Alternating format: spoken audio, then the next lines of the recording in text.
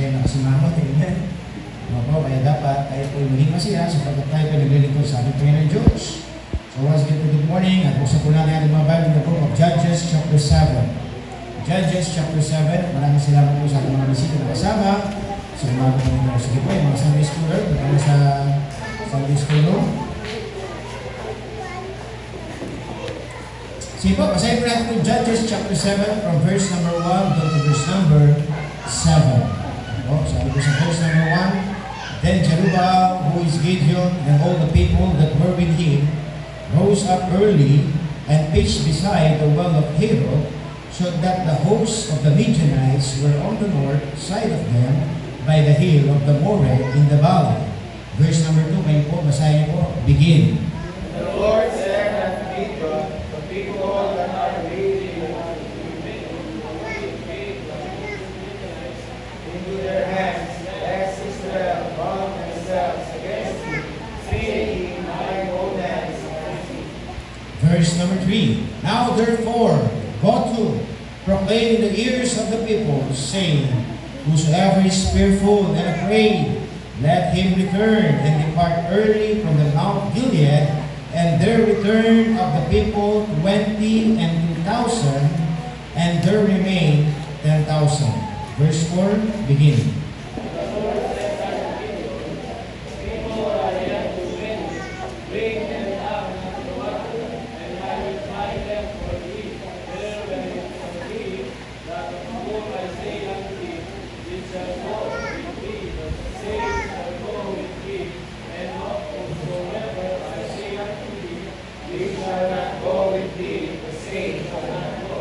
Verse number 5.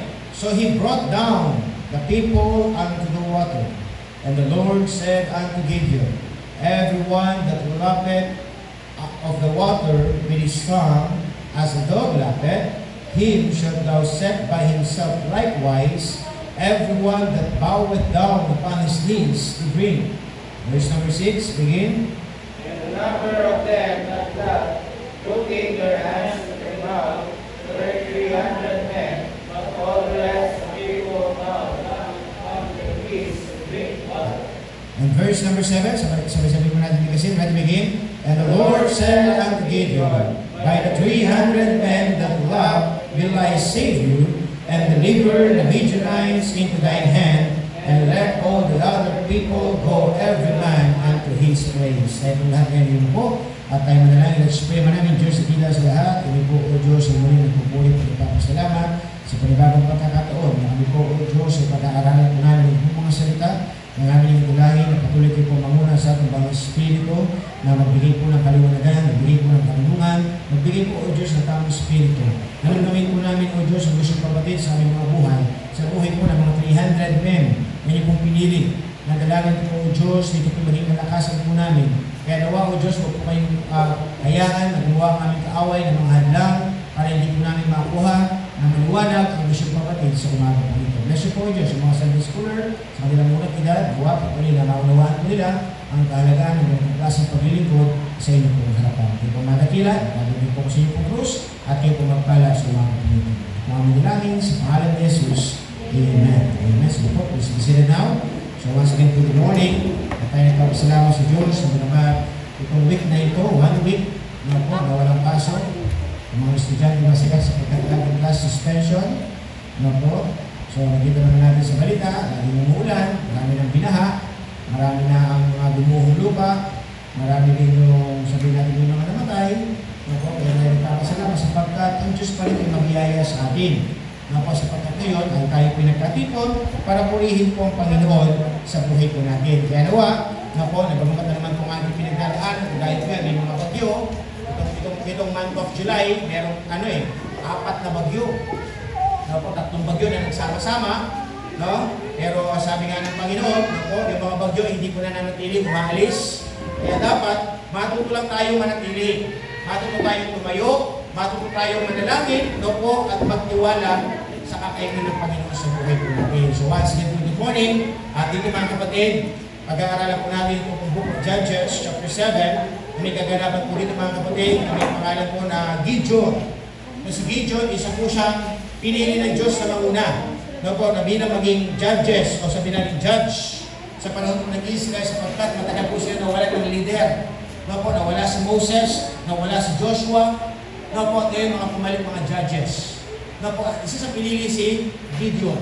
Nasabi ng Panginoon mga kapatid, meron gusto ipagawa ang Diyos, sapagkat meron mga kalaban, no po, na gusto pumalaban sa bansang Israel. No po, so ngayon nagkaroon po ng digmaan, dito mga kapatid, ang kalaban po nila mga Midianites. Sabi po dyan, so that the host of the Midianites were on the north side of them. So ang ginawa po ni Gideon, mga kapatid, na si Jerubbaal, na po, sinabihan niya yung mga Israelites, tara, tayong magsama-sama, na po, sapagkat may kalaban. So ngayon, kung hindi tayo sabihin natin na magkakaisa, tayo matatalo. Na po, pero sabi ng Panginoon mga kapatid, dito sa verse number 2, sabi sa verse number 2, and the Lord said unto Gideon, ang Diyos kinausap si Gideon sa pamamagitan po ng panalangin, na sabi niya, the people that are with thee are too many. Ang mga tao na kasama mo, masyadong marami. Na po, for me to give the Midianites into their hands, lest Israel bow themselves against me, saying, mine own hand hath saved me. Na po, so dito mga kapatid, pasilip po natin yung pananalitan ng salita ng Diyos. Na po, nasabi ng Panginoon yung mga kasama mo, Gideon, sobrang dami nila. Pero alam yung way kalaban nila, napakadami. Madami pa rin po kalaban nila. Na po, dito yung mga sumama kay Joshua, 32,000. 32,000 ng mga sundalo. Na po, pero sinabi ng Panginoon, Joshua, sobrang dami ng iyong kasama. Na, nasabi ng Panginoon, baka sabihin nila, kapag nanalo kayo kasi marami kayo. Sabi niya, sila yung magmamapunit, sila yung magmamayabang. Nasasabihin nila sa kanilang sarili, niligtas ko ang aking sarili. Dahil malakas ako, marami kami. Na po, ang gusto kong emphasize dito mga kapatid sa umaga po ito, na po, ng Diyos, from 32,000, ilan lang po yung natira? 300. Na po, 300 lang yung natira. Ang ibig sabihin, sabi ng Panginoon kapatid, sa 300 na ito, matatalin yung mga kalaban. Yes, yung mga kalaban, napakarami. Ang sabi nga ng salita ng Diyos, Midianites, Amalekites, ako, para lang kayong mga tipaklop. Ang sabi po ng pananaksulatan. Pero, ang sabi ng Diyos, ipapakita ko ang aking kapangyarihan sa pamagitan ng 300. Ang title po ng ating message this morning, nga po, since the title natin, sa inyo nga, ready begin? Bakit kaya ang Diyos, pinipili niya lang yung kakaunti? Minsan tayo nagtatanong, bakit kaya ang Panginoon hindi niya pinipili yung marami? Bakit ang Diyos pinipili niya yung kakaunti? Kung di imagine, sabi ko nga po sa inyo mga kapatid, na sabi ng Panginoon, ang dami sumama kay Gideon, na po para makilaban, 32,000. Pero ang ginawa ng Diyos, Joshua, sabihin mo sa kanila, sige, bukas, lahat ng mga natatakot, lahat ng mga natutuwag, pwede nang umuwi. Alam niyo ba kung ilan yung umuwi? 22,000. Would you imagine? From 32,000 people, mga soldiers, no po, ilan lang po yung natira? 10,000. Umuwi yung 22,000.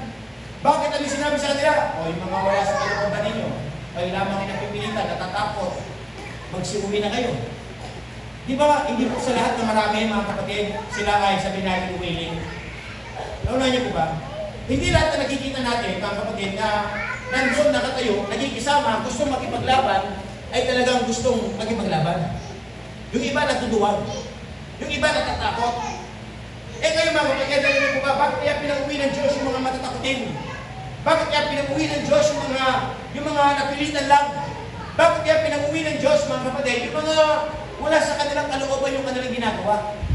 Kasi alam niyo ba mga kapatid, bakit sila pinag-uwi? Kasi magiging sinama lang sila. Di ba? Kumari kasama mo yung matatakutin. Lumulusog kayo. Lumulusog. Hindi ka lang pa rin. Kaya matatakutin. Diba? May nakita kayong balatong. Ay! Diba? May maritonin tayo. O, diba? Diba ganon? Napo, nasabi ng Diyos, dahil matatakutin sila, hindi talaga sila, wala sa kanilang puso, napo, magiging sinama lang sila. Kaya sabi ng Panginoon mga kapatid, minsan marami mga Kristiyano, ganun din. Tayo nagtatanong, Pastor, bakit ba konti lang yung pinili ng Diyos? Konti lang yung mga naglilingkod sa Panginoon? Konti lang yung gusto magpagamit? Alam niyo ba mga kapatid, bakit ganoon?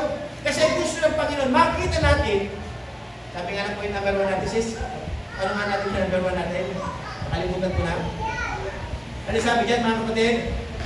Dependence on God, not on numbers. Why God choose only few? Bakit ang Diyos pinipili niya lang yung kakaunti? Sapagkat sabi ng Diyos na dapat ikaw magdepende ka sa Diyos, hindi sa bilang. Amen? Isinin tayo minsan, tayo po'y lumalakas ang loob kapag nakikita natin marami. Diba? Kapag marami kayong kasama, kapag marami kayong kakampi, lumalakas ang loob mo. Tama ko ba? Pero sabi ng Diyos, lumalakas ang loob mo dahil lalo sa iyong mga kasama. So sabi ng Diyos, nakakalimutan na natin ang Panginoon. Kaya sabi ng Panginoon, pinipili ko lang yung kakaunti sapagkat ang gusto kong magtiwala kayo sa akin. Sapagkat ang nais ng Diyos, magdepende tayo sa Diyos. Nga po, sapagkat ang nais ng Panginoon, lagi natin hingin yung patnubay ng Panginoon. Lagi natin hingin yung guidance ng Diyos sa buhay po natin. Kaya minsan tayo nagtatanong, Pastor, kung titignan natin napakadaming tao, kumari sa Barangay San Manuel na, di ba ang daming tao? Tama ko ba? Pero kung titignan natin, Pastor, bakit kunti lang yung nagsisimba? Kunti lang yung naglilingkod? Kunti lang yung gusto magpagamit sa Diyos? Karamihan ng mga tao, nasa sila sa barkada, nasa bisyo, nasa pasyalan. Yung iba, natutulog. Yung iba, nagsusugal. Na po, pero sabi ng Diyos, konti lamang yung nais maglingkod sa Diyos. Bakit mga kapatid? Kasi nga, sabi ng Panginoon, hindi sila nakadepende sa Diyos. Nakadepende sila sa bilang. Nakadepende sila kung ilan sila. Kaya sabi ng Panginoon mga kapatid, ang Diyos kung pili lang ng kakunti, kagaya po, in-Egypt mga kapatid, 300 men. Could you imagine yung 300 na yun? Na po, from 32,000 naging 10,000. Nung 10,000 na lang sila, ano pa rin sabi ng Panginoon? Joshua, marami pa rin sila. Marami pa rin sila. Na po, o sige, nagbigay ulit ng Diyos ng pagsubok. Tinest ulit yung 10,000. Na sabi ng Panginoon, Joshua, dalhin mo sila doon sa river. Sa river. Na po, painumin mo sila. Kasi naglakad sila eh. So ngayon, pinag-inom mo ngayon sila. Ngayon, yung pag-inom ng 10,000, iba-iba yung pag-inom nila. Yung iba, no, dahil sa sobrang uhaw, no, sa sobrang pagkanais ng tubig, uminom ng diretsuhan. No, uminom siya na parang aso. Diba? Paano yung uminom na parang aso? Yung bang siya ay lumuhod, tapos yung mismong tubig, diba? Yung bang ginano niya sa kanyang bibig. Naintindihan niyo po ba? Yung lumusong siya, nilubog niya yung bibig niya at uminom na gano'n. No po, yung iba naman, no po, uminom na kumuha sa kanilang mga kamay. No po, dumampot lang sa kanilang mga kamay. Tapos sila ay uminom ng paganyan. No po, so ngayon nasabi ng Panginoon, Joshua, lahat ng uminom nakagaya ng aso. Diba? Yung uminom nakagaya ng aso. Dubuhod, tapos, no po, uminom sila gamit ang kanilang mga bibig. No po, yung pangalawa naman, uminom sila gamit ang kanilang mga kamay, dumampot lang. No po, so ngayon nasabi ng salita ng Diyos, lahat ng uminom na parang aso, pauwiin mo na rin. Pauwiin mo na. Alam niyo ba yung bilang kung ilan sila? 9,700. 9,700 yung uminom na parang aso. No po, pero yung uminom, nasabi ng Panginoon, na gamit ang kanilang mga kamay, yun ang mananatili. No? Yun ang gagamitin ko para ipapakita ko ang aking kapangyarihan. No po, ngayon magtatanong tayo, Pastor, ano ba pagkakaiba? Parehas lang naman silang uminom. Tama ba? Meron po kasi ibig sabihin yun. Yung uminom na parang aso, nasabi na salita ng Diyos, ang walang ano yun, careless yun, careless. Diba? Bakit Pastor? Bakit careless? Kasi umiinom sila, mga kapatid, no po, nakasadsad yung kanilang mukha sa tubig. Kaya kung may mga kalaban sa paligid, masasaksak sa agad, tama ba? Mapapatay na siya agad, ibig sabihin, hindi siya alerto. Pero yung uminom na gamit ang kanyang mga kamay, na po, uminom siya, tapos nakaganyan, no? Na po, nagmamasid, na po, ano yung ibig sabihin? Handang makipaglaban. Yun talaga yung mga totoo. Yun talaga, mga kapatid, yung mga matatapang. Anong ibig sabihin ng mga kapatid? Nasabi ng Panginoon, inuulit ko po, na po ang nais ng Diyos, magdepende tayo sa Diyos. Ang Diyos, pumipili siya. mukha sa atin, ang dami natin. Alam niyo ba ang Diyos? Kaya pastor, marami na ba? Okay pa rin tayo eh. Pero alam niyo ba, out of sabihin natin, ang Diyos pumipili pa rin eh. Hindi ko pwede sabihin lahat tayo totoo dito. Amen ba? Hindi pwede sabihin yun eh. Ang Diyos na nakakalam. Kasi ang Diyos, naglalagay siya ng panuntunan kung sino ba talaga yung totoo. Minsan nga may mga kasabay ka, dati, di ba? Kung kayo nagsimba, nag-iikot, ilan kayo? Isang grupo. Pero ngayon, ilan na lang yung nag-stay? Isa na lang. Nasa na yung iba. Anong ibig sabihin? Nasala sila. May may word nasala. No po, yung bang, kumbaga, yung kapampangan, kamukha yung buhangin, di ba? Yung buhangin, sinasala yun eh. Kapag magpapatate, tinatanggal yung mga malalaking bato. No po, ibig sabihin, hindi ka pakipaginabang. No? So ngayon, nasabi ng Panginoon sa buhay natin, ang Diyos din nagsasala sa atin. No po, sapagkat ang nais ng Diyos, hindi after ang Diyos sa bilang. Inuulit ko po. Sabi ng ating message this morning, why God choose only few? Because, sabi dito, dependence on God, not on numbers. Hindi nakadepende sa Diyos kung gano'n tayo kadami. No po, inuulit mga kapatid, yung tao ang gusto niya, pastor, kung saan yung majority, doon tayo. Kung ano yung marami. Diba? Ang sabi ng Diyos, minsan marami nga sila, para bang marami sila, pero ang pau naman. Diba? Yung parang nakikita mo napakalaki, pero ano lang pala hangin? Bula lang pala. Minsan di ba natadaya tayo ng ating mga mata? Tama ba? Minsan nakala natin, napakalaki. Di ba?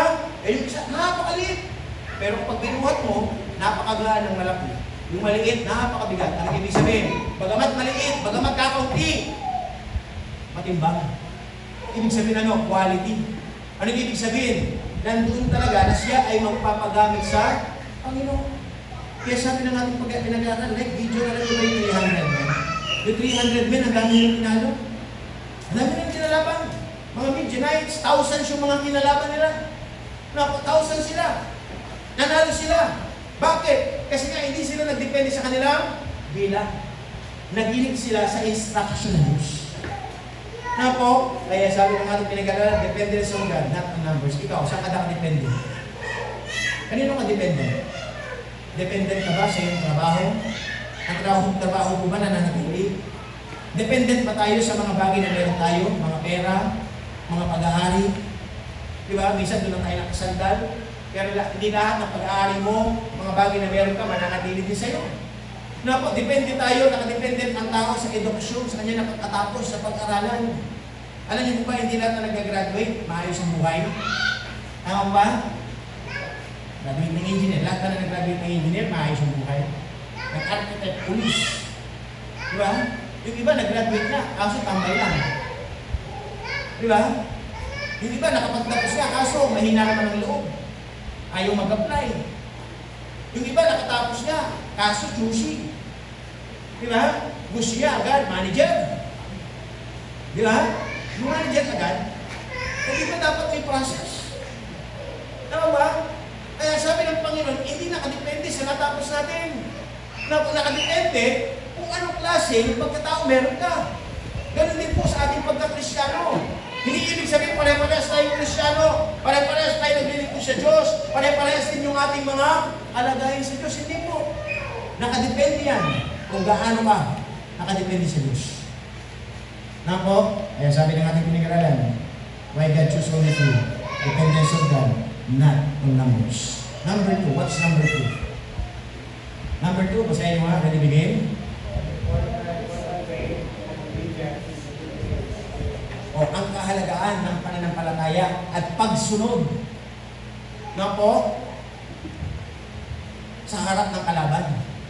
Alam niyo po ba ang ginawa? Kung babasahin natin, pag-aaralan ng verse nito, tinalo po nila yung Wall of Jericho.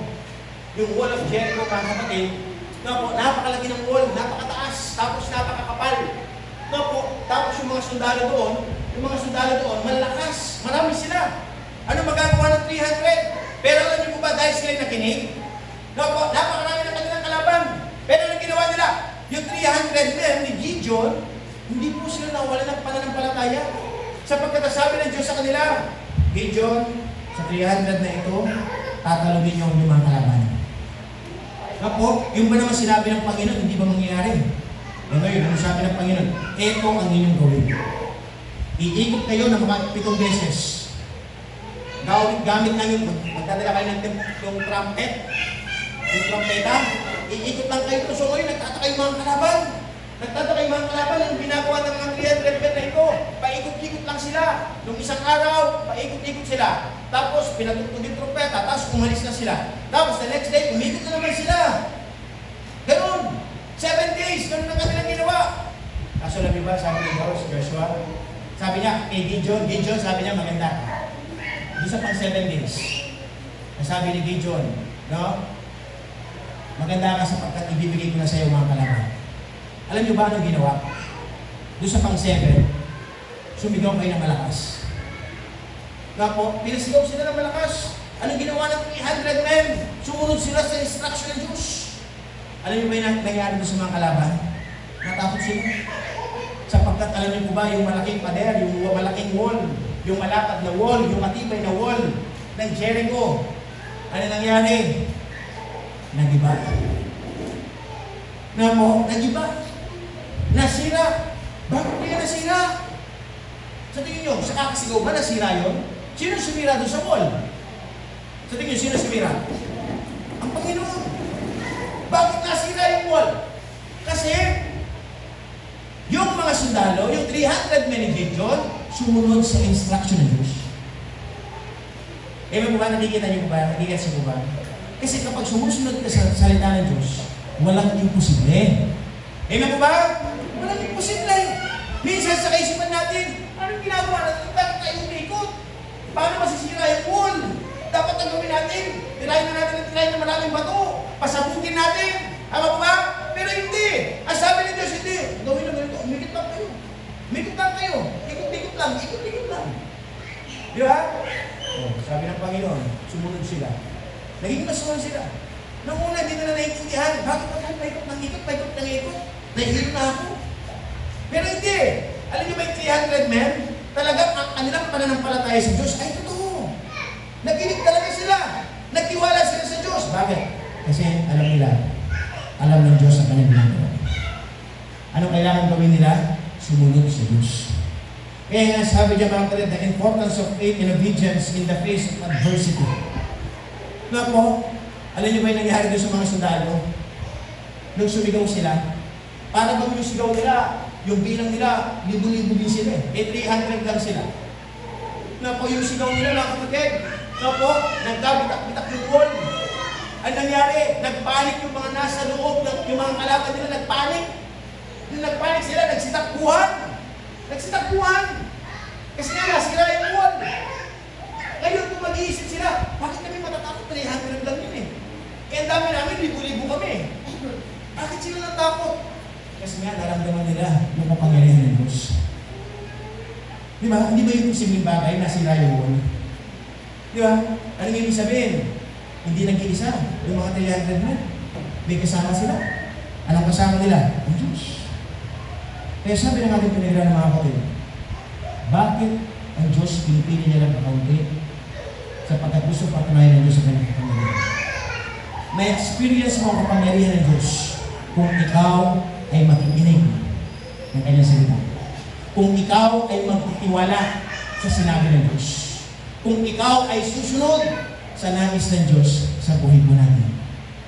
Amen po ba? Kaya sabi ng Diyos, tayo po, inuulit ko, anong kailangan natin gawin? Sumunod sa Diyos. Amen? Amen. Kayo, anong gusto yung sinusunod? Gusto yung sinusundan yung mga artista? Mukha ng artista, pananalita ng mga artista, di ba? Mga, sabi natin, mga hinihintidul natin. Kaya po, nasabi ng Panginoon, yan ay kawawasan ng iyong buhay. Bakit? Piling mo ginagaya yung ibang tao. Kaya sabi ng Diyos, ikaw ay unique. Remember word na yun. Walang katulad. Kakaiba. Di ba? Ang iyong kagandahan, kagwapuhan. Di ba? Hindi maikot kong pangayag sa iba. Kaya sabi ng Diyos, mga kapatid, huwag mong gawing idolo yan. Huwag mong angaan yan. Huwag mong sabihin natin gayahin yan. Sabi ng Diyos, pakinggan mo na lang ako. Pakinggan mo ang aking salita. Makinig ka. Sapagkat ang sabi ng Diyos, Pinipilit kita para maglingkod. Di ba kayo nagpapasalamat pinili tayo ng Diyos? Amen? Ano, nagpapasalamat ako, pinili ako ng Diyos. Ano ba? Ang dami yung pinipili, pero ikaw yung pinili. Ang daming tao sa nilagay eh. Ang daming tao sa San Jose, sa iba't ibang mga lugar, sa Mayan. Pero bakit ikaw pinili ng Diyos? Umaasa ang Panginoon kasi alam niya, sabi ng Panginoon, ito maglilingkod dito, maglilingkod dito. Pinili ito para maglingkod. Pinili ito para ginigawin sa akin. Hindi ka ba naman magpapasalamat sa Diyos? Pinili ka out of many people? Karangalan natin sa Diyos yun. Kaya ang ibig sabihin, kailangan patuloy natin pakinggan ang nais ng Diyos. Amen po ba? Ano nais ng Diyos eh? Why God choose only few? Kasi gusto patunayan ng Diyos ang iyong pananampalataya. Ang iyong pagsunod sa harap ng mga kalaban. Number 3. What's number 3? Basahin nga po natin yung number 3. Ready begin?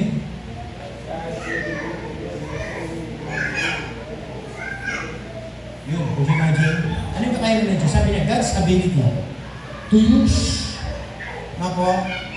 to use the seemingly weak and insignificant. Minsan tayo nagtataka, bakit ang Diyos? Sa paningin ko, reject ko eh. Pero bakit ako yung pinili ng Diyos? Sa paningin natin, di ba weak tayo, mahina tayo? Sa paningin natin, para bang wala tayong kakayanan, wala tayong kwenta, walang alaga ang buhay natin. Pero minsan tayo nagtatanong, bakit kaya ako pa yung pinili ng Diyos?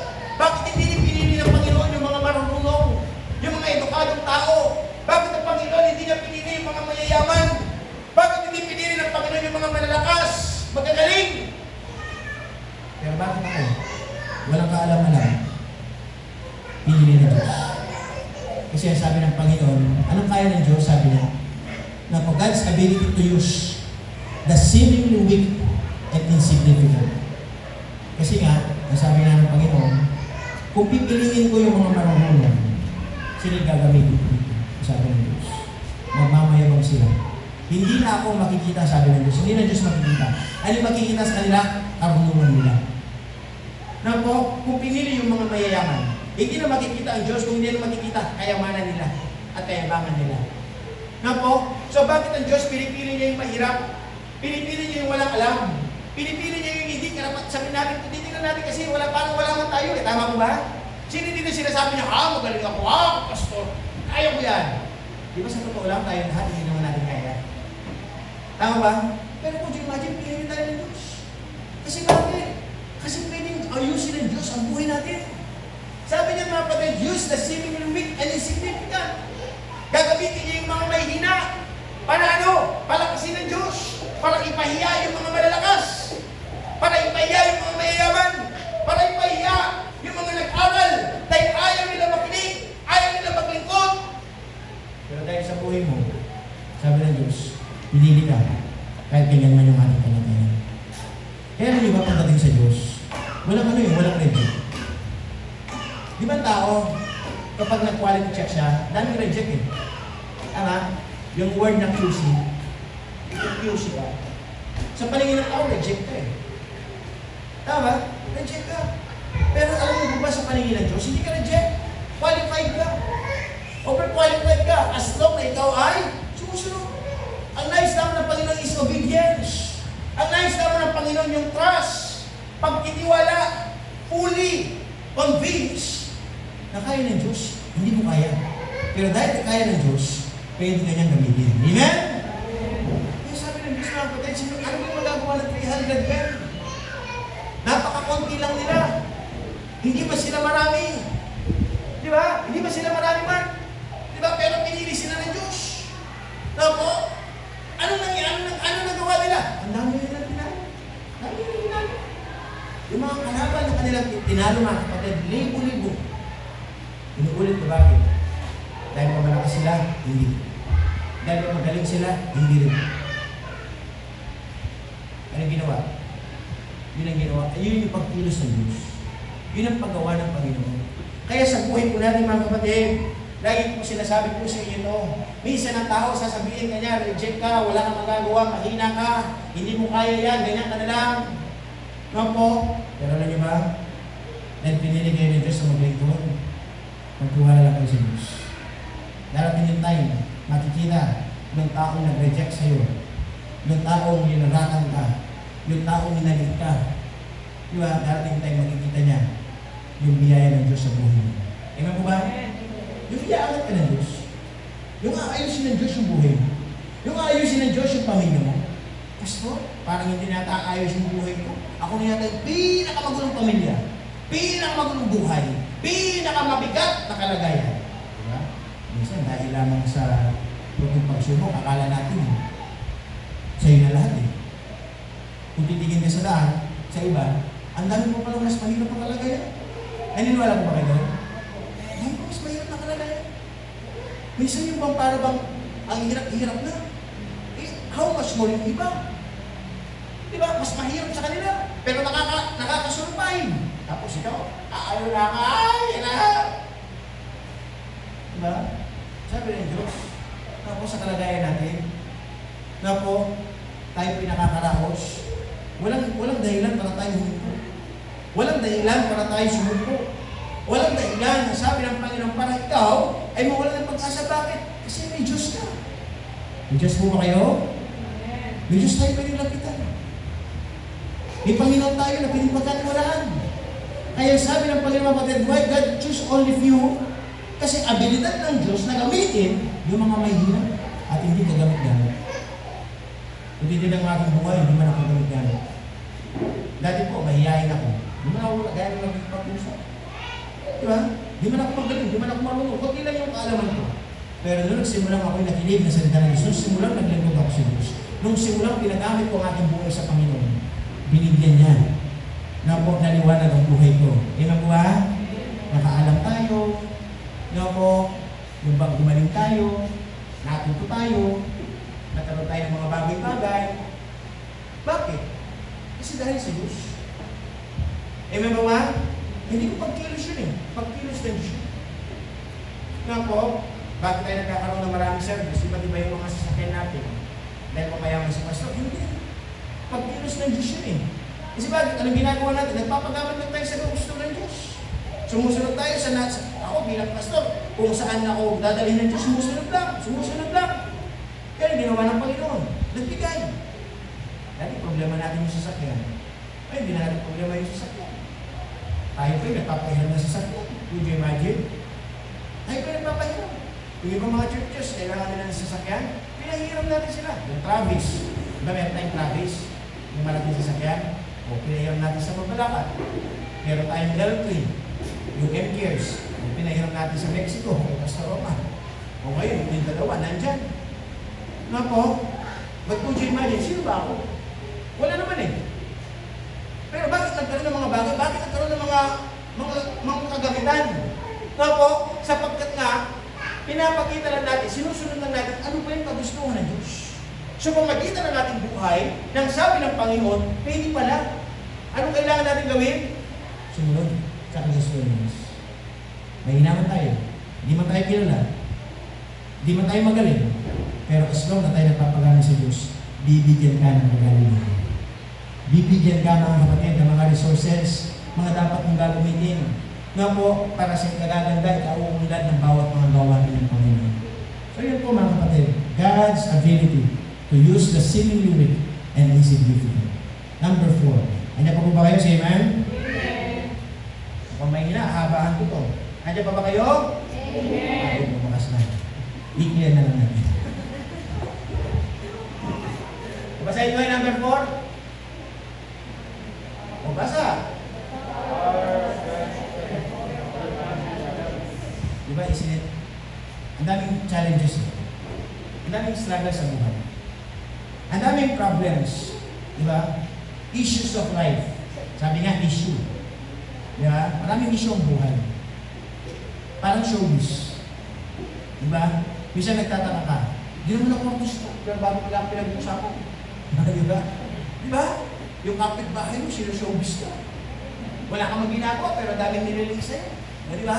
Kaya nga minsan, pang-alisistahin kayo eh. Diba? Pang-showbiz kayo eh. Kasi bakit? Maraming issue ang buhay. Marami tayong struggles. Marami tayong problems. Marami tayong challenges na kailangan i-overcome. Pero sabi ng Diyos, mga kapatid, pinipili ng Diyos yung kakaunti to prove His power, to prove His strength ng Diyos. Not your strength. Hindi yung strength mo eh. Hindi yung power mo. Kasi tayo, yung power lang natin, pinagili power. Di ba? Minsan nga, ang lakas pa eh. Di ba? Yung bang, palapit ka lang na makapuro ka. Di ba? Di ba nagsalong na ka ng Bombay? Diba? Parang ano, yung bayabas, yung bulang lang, di ba? Kaya kapag yung bulang lang, Tagalog ka rin. Nandun ang bulang lang na ating bayabas. Diba? Bulang lang din. Diba? Bisa nyo kung ganun tayo eh. Marami tayong mga power. Diba? Diba? Kaya naman minsan, yung power natin, medyo tago naman natin. Diba? Diba? Magkaroon tayo ng personal hygiene. Diba? Yun yung power lang natin eh. Pero alam niyo ba yung power ng Diyos? Napakarami. Sabi nga ng Panginoon, unlimited yung kapangyarihan ng Diyos. Hindi mo sukat akalain. Hindi mo may imagine. Isn't it? Hindi mo imagine eh. Napos ka yung imagination natin, hindi natin kaya, walang pag-asa, imposible. Pero, mga kapatid, kapag na-experience mo, nalampasan mo yung struggle na yung pinagdadaanan, yung pagsubok sa iyong buhay, tapos nakita mo na hindi mo pamamaraan, kung hindi pamamaraan ng Diyos, ano sasabihin mo? Purihin ng Diyos. Salamat sa Diyos. Ang Diyos laging eksakto. Alam niyo po ba, nung pinatayo namin yung church na ito, wala man kami. Wala man pera, yung mga members, hindi naman ganun karami, diba? Dami ng mga bata. Pero kung you imagine, ang Diyos laging sakto. Amen. Laging sakto ang Diyos. Diba po? Laging sakto. Kung pinapagawa namin ito, wala ng pera. Kaso sakto-sakto may lumarating. Sakto-sakto may nagbibigay. Sakto-sakto. Diba? Tapos marirealize mo, bira, napakagaling naman ng Diyos. Kasi lagi sakto eh. Ewan mo ba? Lagi sakto. Pastor, ba't sa'yo sakto? Ba't sa akin kulang? Diba minsan tayo nag-iisip? Parang kulang eh. So tingin nyo, bakit kaya kulang? Bakit kulang? Bakit kulang? Kasi marami kang hinahanap. Bakit kulang? Kasi marami kang tinitingnan. Bakit sakto? Bakit sakto? Mga kapatid, kasi nakikita natin, di ba? Hindi marami natin nakikita, kung hindi nakikita natin yung pagkilos ng Diyos, kaya sakto. Nga po, kaya sabi ng Panginoon, it's matter of our perspective. It's matter, mga kapatid, ng ating kaisipan.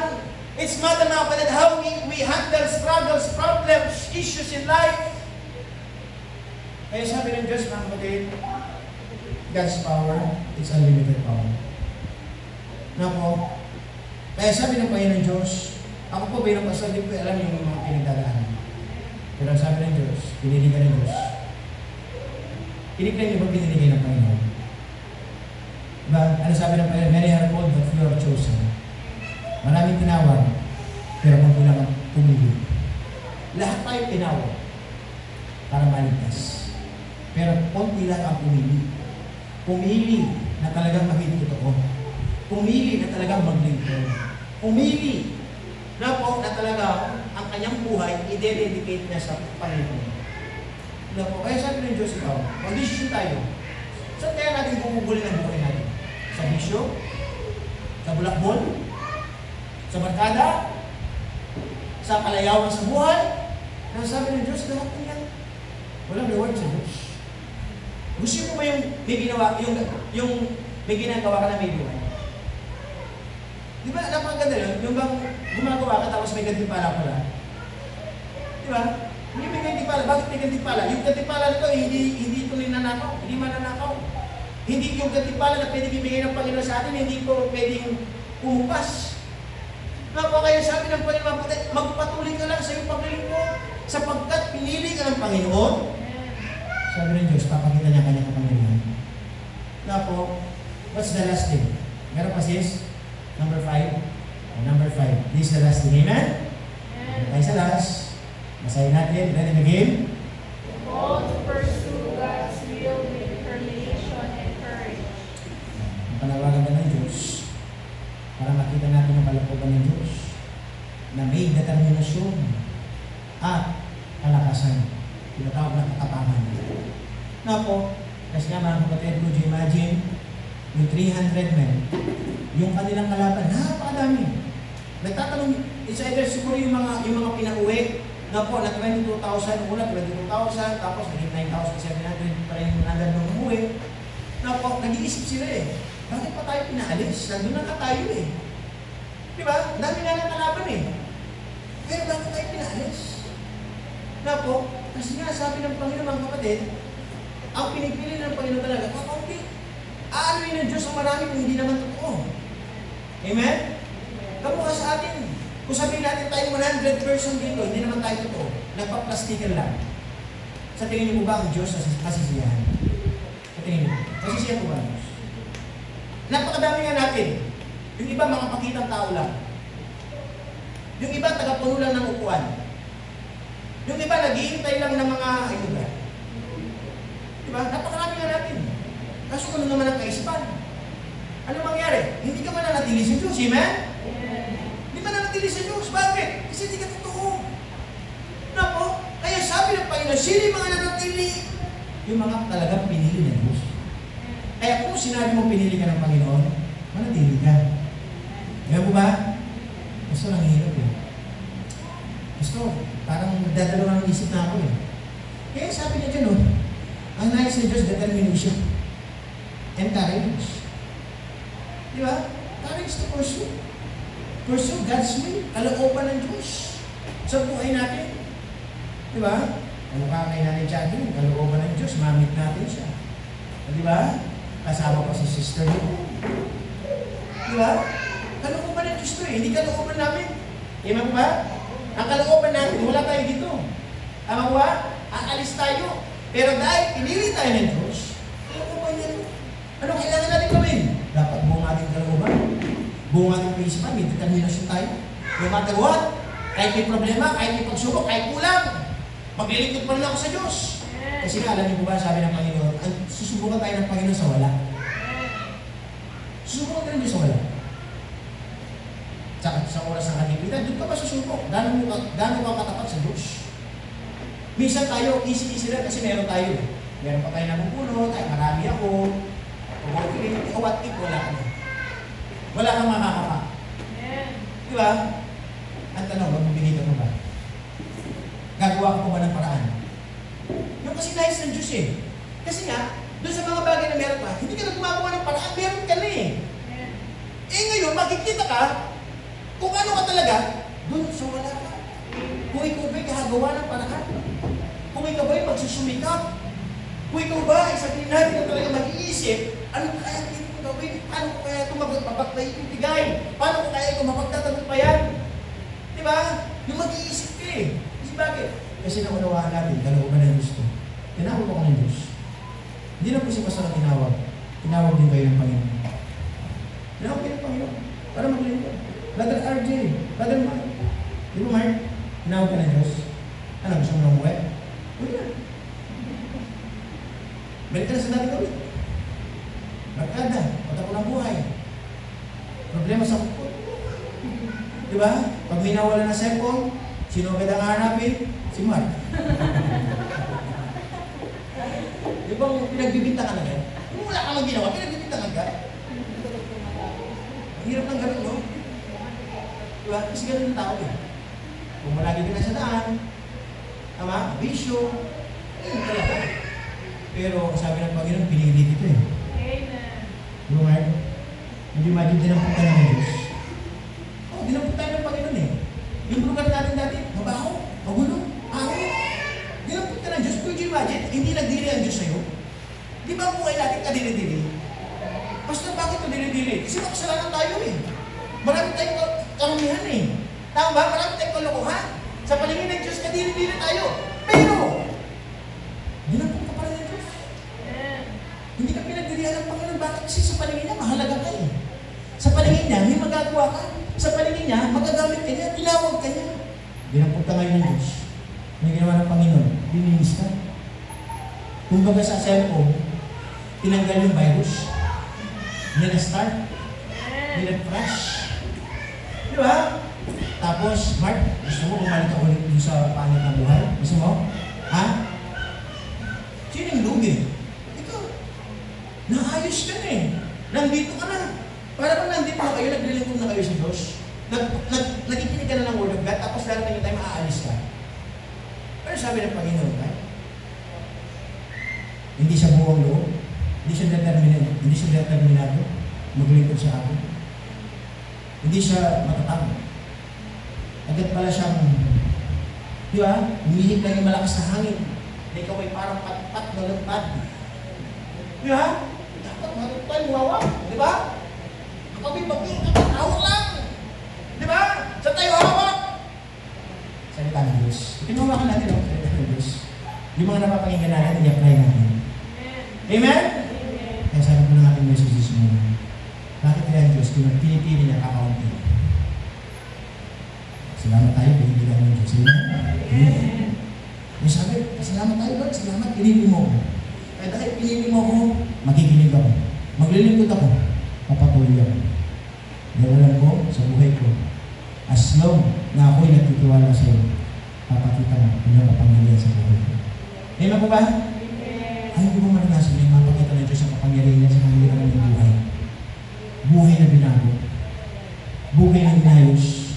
Buhay na pinayaman. Pinaganda ang buhay. Bakit? Anong sikreto ng dahilan? Dahil naging tapat sa Diyos. Naglingkod na may katotohanan. Kaya sana po, panalangin po sa buhay ng bawat isa. Keep lang tayo. Amen po ba? Amen. Ulit tayo. In the midst of storm, we shelter. Nako, kaya sabi nga dyan, mga kapatid, ang inawit na trio, calming love. Kalmado ka lang. Huwag kang pabalis. Hindi nga natin, napakalakas na namin. Lakas na bag mo. Huwag kang mag-nervous. Diba? Kasama natin ang Diyos. Kaya sabi ng Diyos, isipin mo, kalmado ka bakit kasi hindi nagmamahal sa iyo. Patuloy lang tayo sa atin. Tayo lahat tumayo, Diyos sa Diyos. Support, just go ahead, close your eyes. This morning, tayo magdinilay, may bilib na malawaan niyo po sa salita ng Diyos.